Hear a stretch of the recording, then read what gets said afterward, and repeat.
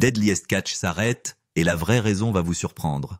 Depuis des mois, des rumeurs circulent dans les équipes de production et sur les forums en ligne, suggérant que quelque chose de bien plus sombre se prépare sous la surface.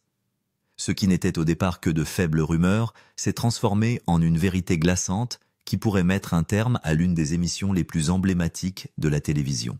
La célébrité a toujours un prix. Alors que Deadliest Catch passait du statut d'idée de niche à celui de phénomène mondial, les projecteurs se sont braqués, les questions sont devenues plus pointues et l'examen implacable. Tous les secrets, toutes les tragédies, tous les défauts ont été étalés au grand jour. Mais certaines vérités ne devraient jamais être révélées, parce qu'une fois qu'elles le sont, il n'y a plus de retour en arrière possible. Ce qui n'était au départ qu'un malaise discret parmi les acteurs et l'équipe s'est transformé en une tempête indéniable.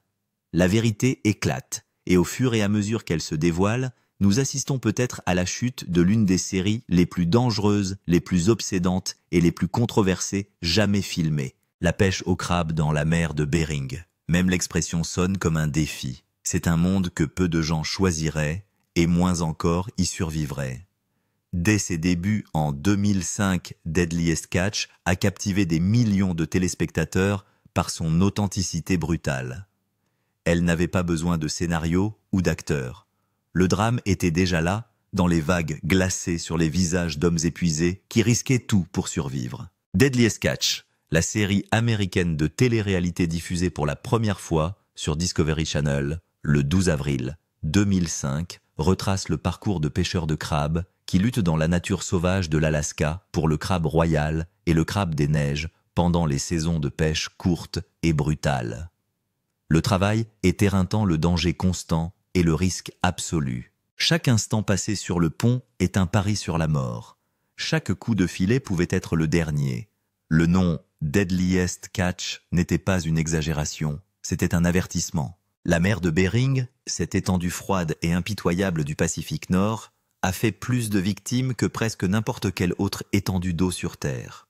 S'étendant entre l'Amérique du Nord et l'Asie, et portant le nom de l'explorateur danois Vitus Bering, la mer qu'il a découverte a depuis longtemps acquis une réputation plus sombre, non pas celle d'un passage, mais celle d'un cimetière. Sa réputation de zone dangereuse est bien méritée. Les vagues peuvent s'élever comme des montagnes, les vents hurler comme des sirènes, et l'eau elle-même mordre avec des températures comprises entre 34 et 41 degrés.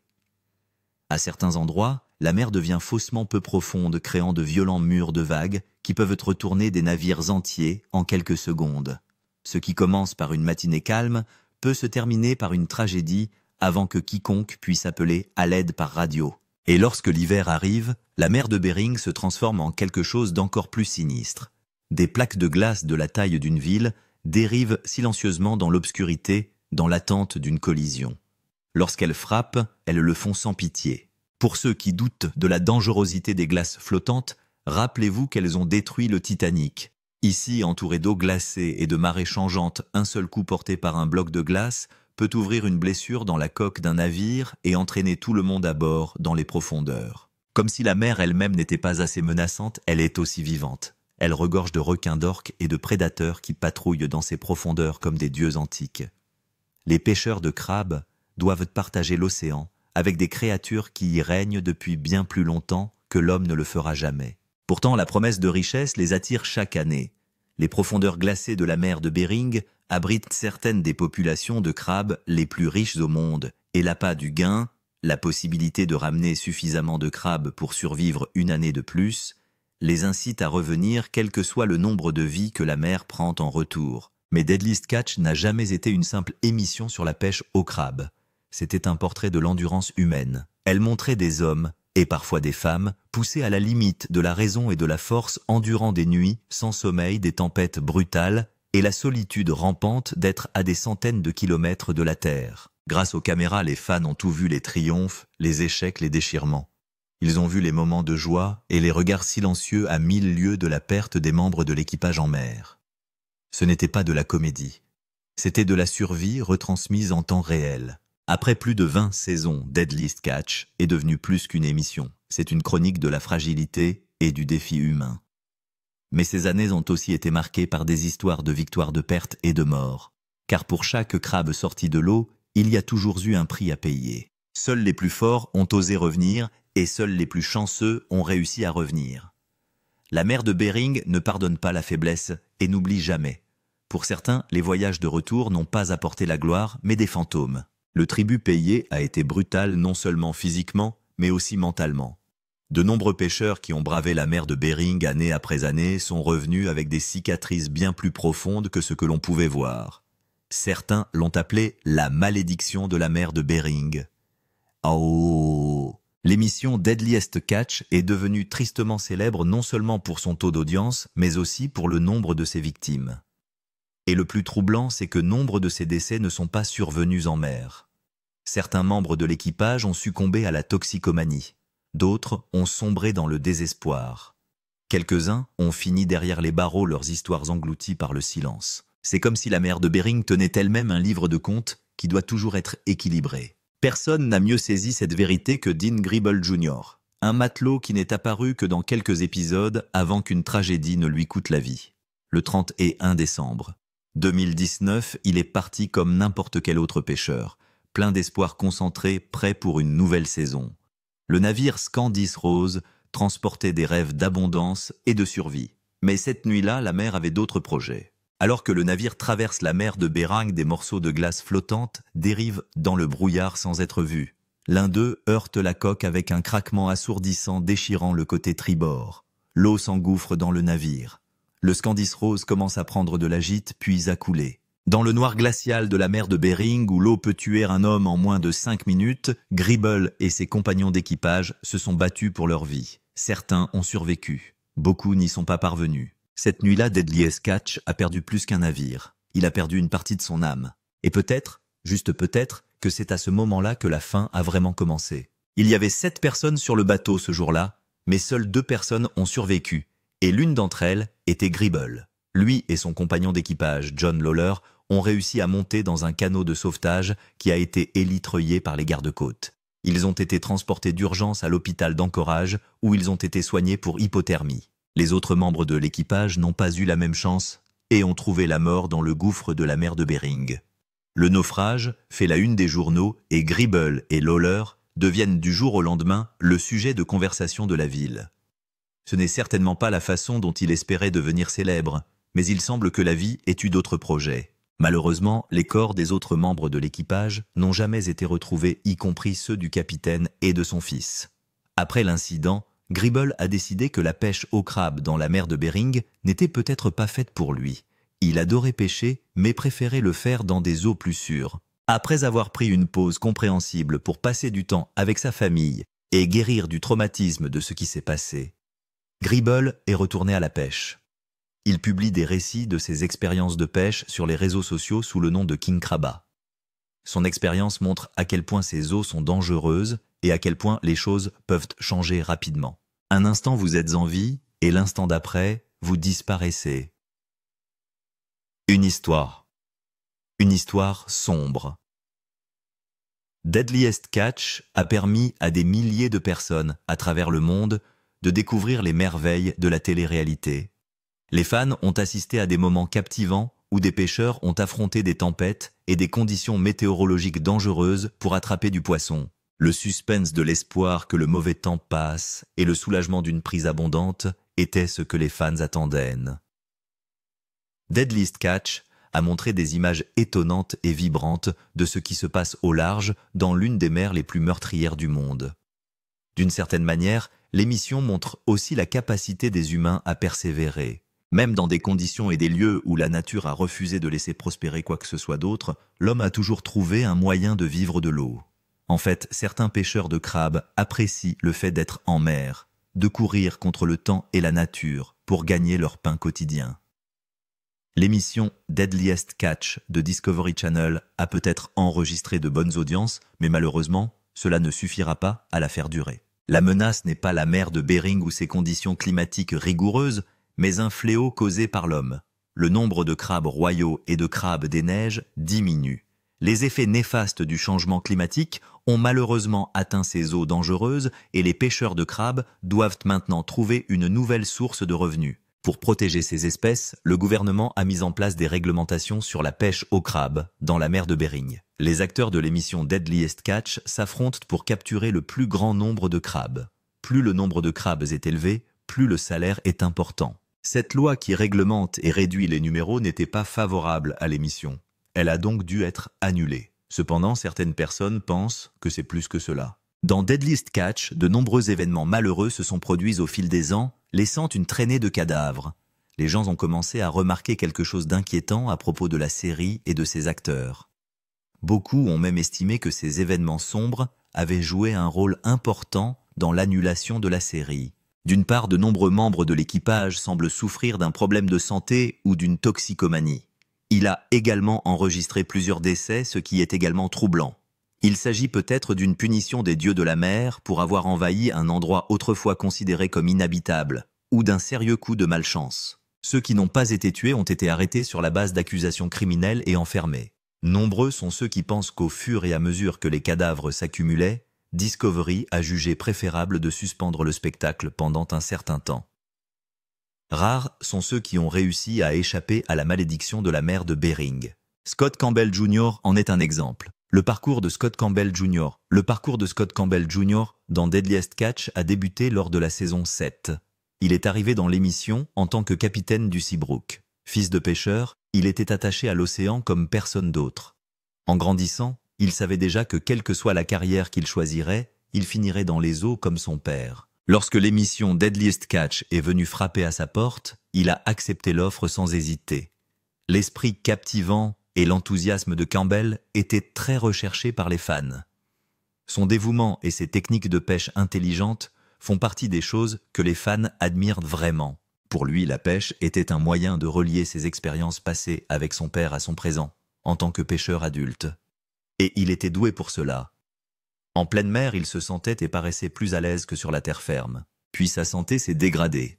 Il a développé des douleurs chroniques au dos, ce qui a rendu la pêche au crabe très difficile et douloureuse. Combiné au stress de la pêche au crabe dans la mer de Bering, comme rester assis pendant de longues heures dans la timonerie exiguë, en attendant une prise ou essayer de s'accrocher pour survivre au milieu d'une tempête, il est devenu évident que son temps sur le bateau touchait à sa fin. La pêche au crabe devient de plus en plus difficile et pénible.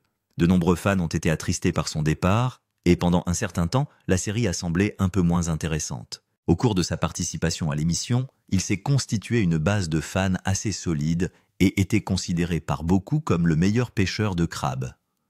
Pendant un certain temps, il a semblé que ses problèmes de santé avaient finalement éloigné Campbell Jr. loin de la mer et de la pêche. Cependant, avec l'arrêt de l'émission, il y a eu des spéculations sur son départ. Certains se demandent si sa situation était normale. Son mal était-il aussi banal qu'il le prétendait? Ou étaient-ce les dieux de la mer de Bering qui lui disaient de rester en dehors de leur territoire? Campbell Jr., lui, ne le pensait pas. N'est pas de cet avis. Il n'a jamais été du genre à abandonner si facilement. Dans les saisons 6 et 7, il revient dans l'émission d'abord sur le Seabrook, puis à bord d'un nouveau navire, le Lady Alaska. Pendant son séjour à terre, Campbell refuse de se laisser abattre. Il s'est lancé dans les affaires et est devenu propriétaire et directeur général de Cordova Coolers, aujourd'hui Cordova Outdoors. L'entreprise est basée dans l'Idaho et fabrique des glacières, des articles pour boissons et des accessoires haut de gamme. Il a quitté ce poste en 2018 et s'est lancé dans une nouvelle entreprise, Beaver Creek Firewood, en 2023. Certaines personnes subissent très tôt la malédiction de la mer de Bering, mais d'autres donnent l'impression d'y avoir échappé avant d'être frappés de plein fouet par la réalité plus tard. Wild Bill Wichrowski, l'un des plus anciens capitaines du Deadliest, est l'un d'entre eux. Wild Bill Wichrowski est une légende non seulement dans l'émission, mais aussi dans la pêche au crabe. Il a participé à l'émission en 2015 et dans l'histoire de la pêche la plus meurtrière, il est l'un des rares à avoir échappé à la malédiction de la mer de Bering. C'est du moins ce qu'il pensait. Ses talents exceptionnels de pêcheur de crabes et sa capacité à se sortir rapidement lui et son équipage de situations dangereuses sont des traits de caractère qui ont fait que de nombreux fans ont été séduits par sa personnalité. Grâce à sa vivacité d'esprit et à son goût pour l'aventure, Wichrowski a prouvé qu'il était bel et bien un homme de la mer. Il sait quand jouer la carte de la sécurité et pour lui la sécurité passe avant la pêche au crabe, ce que beaucoup d'autres capitaines ont pris pour acquis et ont payé cher. Sa présence dans l'émission témoigne de sa résilience et de sa capacité à surmonter l'adversité malgré les obstacles. Pour beaucoup de jeunes crabiers, Wichrowski est un héros et un modèle. Il a excellé dans un endroit où la plupart des gens ne survivent pas, prouvant ainsi qu'il est un enfant de la mer. Cependant, le capitaine de longue date de Summer Bay a lui-même frôlé la mort. Il a eu de la chance. Il s'en est sorti vivant. À la fin de la saison d'X9 en 2023, Wichrowski a reçu des nouvelles inquiétantes concernant sa santé, quelque chose de si grave que cela a éloigné l'homme de la mer de la mer. À la fin de la saison d'X9, Wichrowski a annoncé qu'on lui avait diagnostiqué un cancer de la prostate, un véritable choc pour un homme qui avait survécu à de nombreuses tempêtes et frôlé la mort en mer et qui vivait pour le frisson de l'aventure. Pour les fans, en raison de la durée de sa survie dans la série, Wichrowski était considéré comme invincible. Malgré tous ses efforts, Wichrowski a persévéré tout au long de la saison 20, avec son diagnostic refusant de se laisser abattre par la malédiction de la mer de Bering. À la fin de la saison, il a laissé son bateau entre de bonnes mains et s'est consacré à sa santé. Il a disparu dans les nouveaux épisodes de la saison 21 et les fans se sont demandé si la mer de Bering ne l'avait pas finalement eu. Puis, il a fait son retour en 2024, refusant de laisser le diagnostic l'éloigner de ce qu'il aime faire et de ce qu'il fait le mieux. Comme il le dit lui-même, je continuerai jusqu'à ce que je ne puisse plus. Sur ses pages de médias sociaux, il a tenu ses fans au courant de son traitement.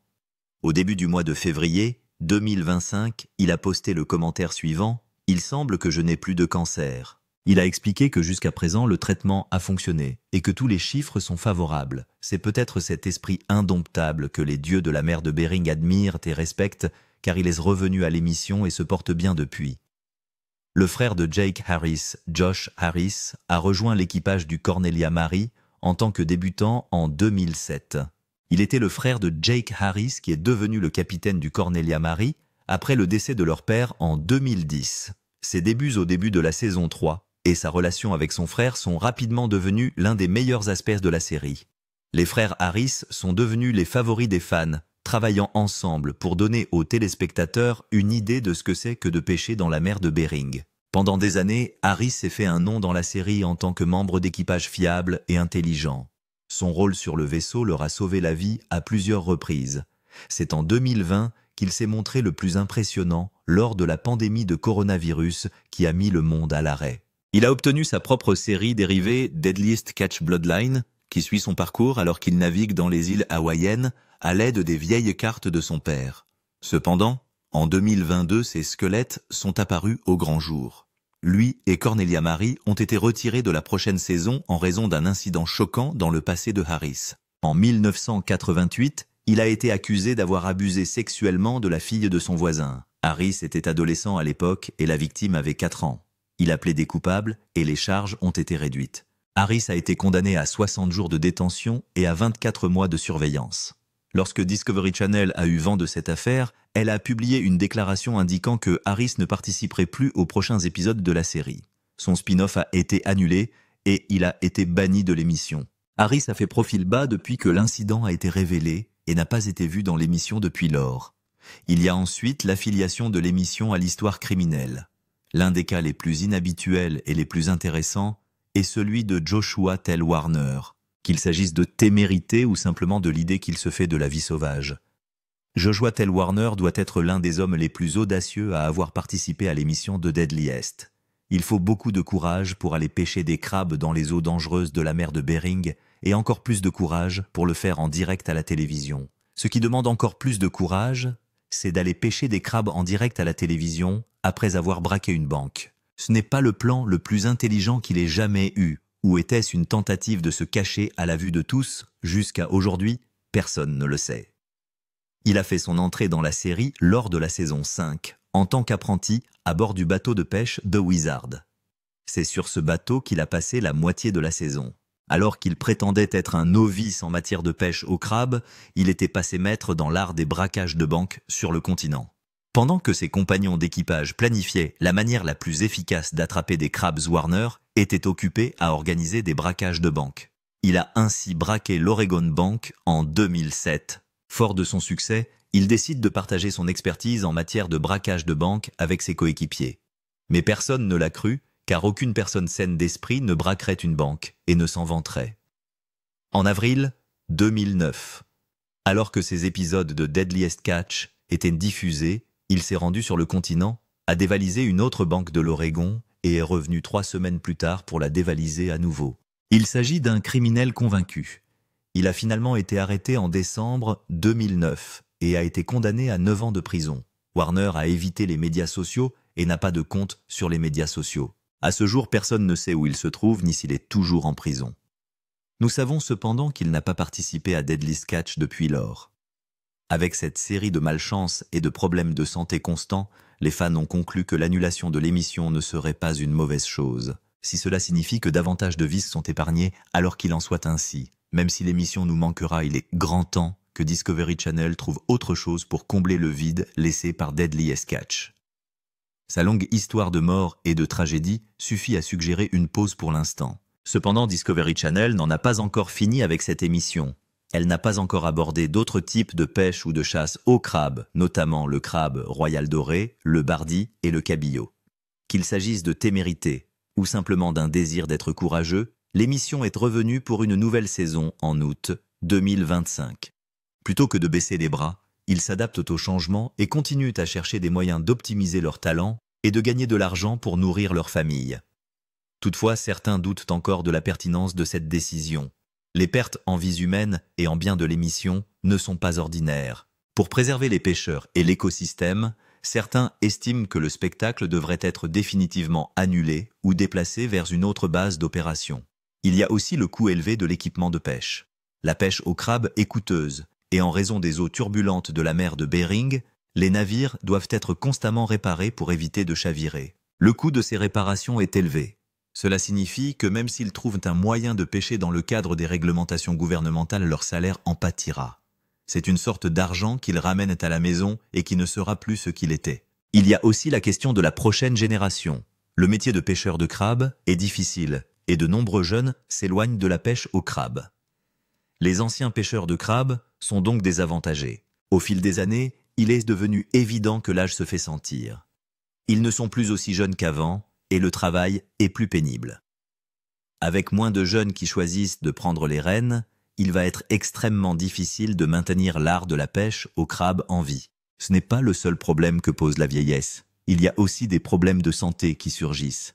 Sig Hansen, la légende de Deadliest Catch, peut en témoigner. Depuis plus de 20 ans, Sig a prouvé qu'il était le meilleur sur la mer de Bering. En 2018, Sig a eu une crise cardiaque alors qu'il était en mer. Il l'a échappé belle, et la rapidité d'esprit de l'un des producteurs lui a sauvé la vie. Avec cet incident, il est désormais évident que le roi de la mer de Bering n'est plus dans ses meilleurs jours. S'il veut vivre longtemps et connaître de beaux jours, il doit se ménager sur la mer. On ne peut pas apprendre de nouveaux tours à un vieux chien, et Sig n'a pas l'intention de s'arrêter de sitôt. Il doit vraiment se ménager, sinon il risque d'être éloigné de la mer plus tôt qu'il ne le pensait. Le spectacle doit continuer, mais certains fans se demandent s'il doit continuer. Les dangers et les risques associés à la pêche dans la mer de Bering semblent encore plus évidents et réels. Les fans peuvent maintenant le voir de leurs propres yeux et constater à quel point la vie de ces pêcheurs est dangereuse. Nombreux sont ceux qui se demandent si ce qu'ils vivent en vaut la peine. Mais ces pêcheurs sont convaincus que oui. Les eaux peuvent être turbulentes et effrayantes, et ils peuvent avoir frôlé la mort à plusieurs reprises. Mais ce sont ces expériences qui les rendent plus reconnaissants envers la vie. Aller en mer est quelque chose qu'ils ont fait toute leur vie. C'est un défi, mais c'est aussi un foyer, loin de chez soi. La brise marine et les eaux bleues sont un spectacle familier. Les autres voient peut-être un danger, mais eux voient un défi. Un défi qu'ils se sont préparés à relever pendant presque toute leur vie. Ils connaissent les risques, mais ils pensent que cela en vaut la peine. D'autres ne comprendraient peut-être pas cette volonté de rester en mer pendant des mois loin de la civilisation de la famille et des amis, mais c'est la seule vie qu'ils aient jamais connue. Ils sont les véritables enfants de la mer. La mer peut lancer des vagues et envoyer des tempêtes sur leur chemin, mais ils reviendront toujours. C'est comme ça, et il n'y a pas d'endroit où l'on puisse se sentir comme chez soi. Avec plus de 20 saisons, Deadliest Catch est devenu plus qu'une simple émission sur la pêche. C'est une histoire de bravoure, de sacrifice et de survie dans l'un des environnements les plus difficiles de la planète. Il révèle également les luttes personnelles des équipages, le stress, l'épuisement, les blessures, les habitudes malsaines et le lourd tribut que la vie en mer fait payer à leur corps et à leur esprit. Les téléspectateurs voient à la fois la joie d'une bonne prise et le déchirement des accidents, des conflits et même de la mort. Ils sont témoins de la réalité de l'envers du décor. Si ces hommes et ces femmes accomplissent des choses qui semblent impossibles, ils ne sont que des êtres humains après tout. Aucun temps passé dans la mer ne peut les transformer en quelque chose d'autre qu'un être humain. Ils rient, ils pleurent, ils connaissent la joie, le chagrin et la déception. Ils ont peur, mais ne sont pas courageux. Pour eux, c'est ce qui compte. Et puis, comme le dit le proverbe, la fortune sourit aux braves. Qu'en pensez-vous compte tenu des nombreux incidents malheureux qui ont touché les acteurs de Deadliest Catch au fil des ans et des saisons? La série peut-elle continuer à être diffusée en toute sécurité? Que pensez-vous que l'avenir réserve à la série Deadliest Catch? Faites-nous part de vos réflexions dans les commentaires. Merci d'avoir regardé cette vidéo. Si vous avez apprécié cette vidéo, n'oubliez pas d'aimer, de partager et de vous abonner à cette chaîne. Avant de partir, regardez les autres vidéos sur votre écran.